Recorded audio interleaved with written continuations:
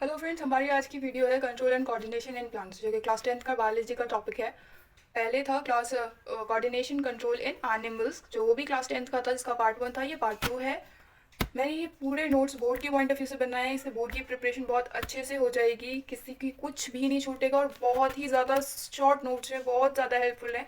5-6 minute की video होगी, ज़्यादा लंबी नहीं खींचेगी। और अगर इसके स्क्रीनशॉट होंगे या पीडीएफ हो चाहिए होगा आपको, मैं प्रोवाइड कर दूंगी, आप कमेंट सेक्शन में मुझे बता दीजिएगा। तो आज का टॉपिक स्टार्ट करते हैं। बहुत इंटरेस्टिंग टॉपिक है, बहुत छोटा टॉपिक है।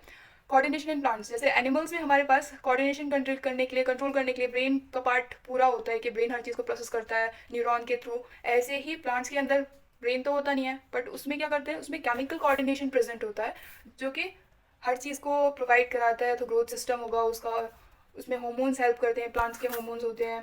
ये प्लांट्स कैसे एक दूसरे से कि मतलब शूट टिप पे क्या हो रहा है, नीचे ऑक्सीजन कितनी जानी चाहिए, वाटर कितना कंज्यूम करना चाहिए एक प्लांट को, तो वो क्या करता है, वो इलेक्ट्रिकल और केमिकल सिग्नल्स कन्वे करता है इन्फॉर्मेशन से, जो सेल टू सेल होते हैं।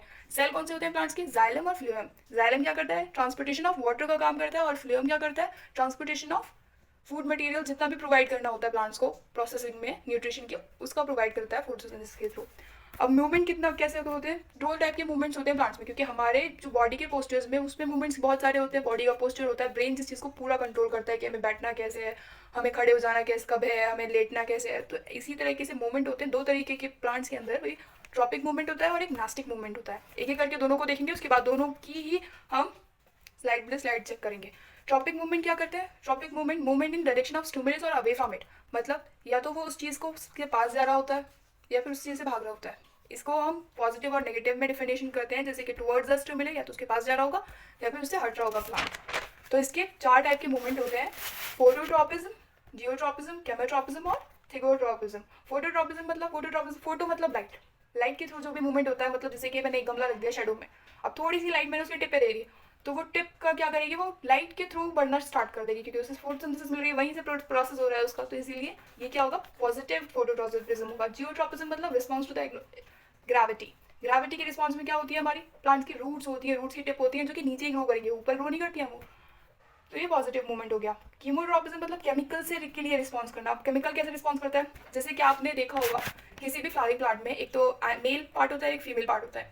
ये हमारा ओवरी का पार्ट है, यहाँ पोलन ग्रेन्स आ गए जिसे हम मेल गेमेटोफाइट कहते हैं। ये क्या करता है, ये केमिकल भेजता है, जिसकी वजह से डाउनवर्ड मूवमेंट स्टार्ट हो जाता है पोलन ट्यूब के थ्रू। ओव्यूल में ओव्यूलेशन की प्रोसेस होता है। इसी क्या कहते हैं हम, पॉजिटिव कोहेमोट्रोपिज्म। मतलब ये जा तो रहा है उसी की साइड है, केमिकल जहाँ से सिक्रिएट हो रहा है। देन उसके बाद है थिग्मोट्रोपिज्म। थिग्मोट्रोपिज्म मतलब रिस्पॉन्स टू टच और सॉलिड सर्फेस।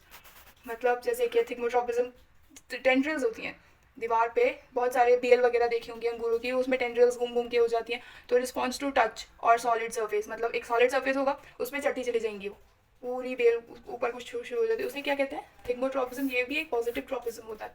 नेक्स्ट मूवमेंट आता है हमारा नास्टिक मूवमेंट, जो कि प्लांट का मूवमेंट है, ना तो वो टूवर्ड्स होता है ना वे अवे होता है। इसमें क्या होता है, इसमें एक प्लांट खड़ा खड़ा ही मूवमेंट कर रहा होता है।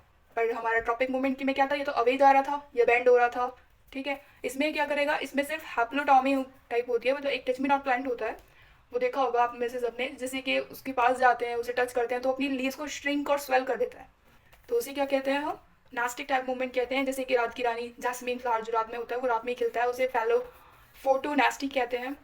तो इन दोनों के बीच में डिफरेंस देख लेते हैं। जो नास्टिक मूवमेंट होता है वो फास्ट होता है, ट्रॉपिक मूवमेंट ये स्लो होता है, स्लो प्रोसेस होता है। इंडिपेंडेंट ऑन ग्रोथ होता है, ये डिपेंडेंट ऑन ग्रोथ होता है। Brought about by electrical impulse, brought about by physical और chemical stimulate, can not continuous, can be continuous.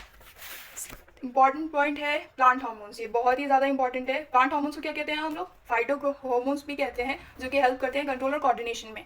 Chemical substances found in very small quantities in plant tissue, then phytochrome produce in one plant and transferred by diffusion in another plant. जैसे कहते हैं, मतलब phytochrome एक plant में, जैसे root की tip में phytochrome hormone produce हुआ, तो उसे पूरा का पूरा बॉडी, पूरे प्लांट की बॉडी की पार्ट में कैसे डिवाइड होगा, वो डिफ्यूजन के थ्रू। डिफ्यूजन मतलब जो प्रोसेस होता है, एक से दूसरे में ट्रांसफर होता रहेगा वो केमिकल। इसमें हमारे 5 तरीके के हार्मोन्स होते हैं, जो कि बहुत इंपॉर्टेंट रोल प्ले करते हैं प्लांट की ग्रोथ में। ऑक्सिन, जो कि टिप के ऊपर प्रेजेंट होता है, जो कि ऊपर बढ़ने में हेल्प करता है। जेब्रेलिन, उसका वेजिटेटिव प्रोपगेशन, मतलब उसका न्यूट्रिशन का काम करता है उसकी ग्रोथ में। साइटोकाइनिन, सेल डिवीजन को प्रमोट करता है, ये भी ग्रोथ हार्मोन है। एबिसिक एसिड, ये क्या करता है, ये नेगेटिव इफेक्ट करता है। मतलब जैसे कि प्लांट की ग्रोथ हो गई, एक लिमिट हो गई, अब इससे ज़्यादा वो ग्रो नहीं करेगा। जैसे कि आम का पेड़ आपने देखा होगा, वो एकदम बरगद का पेड़ तो बढ़ नहीं जाएगा, जिसकी वजह से वो कुछ वो एब्सिक एसिड होता है, जब उसे ज़रूरत होती है तो वो प्रोड्यूस करना स्टार्ट कर देता है। एंड लास्ट हार्मोन होता है हमारा इथिलीन। ये बहुत इंपॉर्टेंट होता है जब हमारे जो फ्रूट्स हैं, आपने देखा होगा आम का मौसम तो वैसे भी आने वाला है, आम के अंदर एक पैकेट होता है छोटा सा, वो क्या कहता है, इथिलीन का ही होता है उसमें, जो कि फूड की रैपनिंग में हेल्प करता है कि उसे कलर बिल्कुल ग्रीन रहे और अंदर जो फल है वो बहुत ही ज़्यादा स्वीटनेस उसमें आ जाए। तो ये इथिलीन हो गया। ये प्लांट के ग्रोथ के हॉर्मोन्स हो गए। छोटी सी वीडियो थी, खत्म हो गई, क्योंकि मैंने हॉर्मोन्स और जो भी अदर प्लांट्स हैं, ह्यूमन बींग्स के हैं, वो मैंने अदर वीडियो में पूरा डिस्क्राइब कर दिया। कंट्रोल भी, कोऑर्डिनेशन भी और प्लस हॉर्मोन्स भी, जो कि इंपॉर्टेंट है बोर्ड के पॉइंट ऑफ व्यू से। ठीक है, तो अगर आपको उसकी PDF चाहिए होगी तो मैं आपको दे दूँगी, अगर आपको स्क्रीनशॉट लेने हैं तो आप ले सकते हैं। ठीक है, थैंक यू।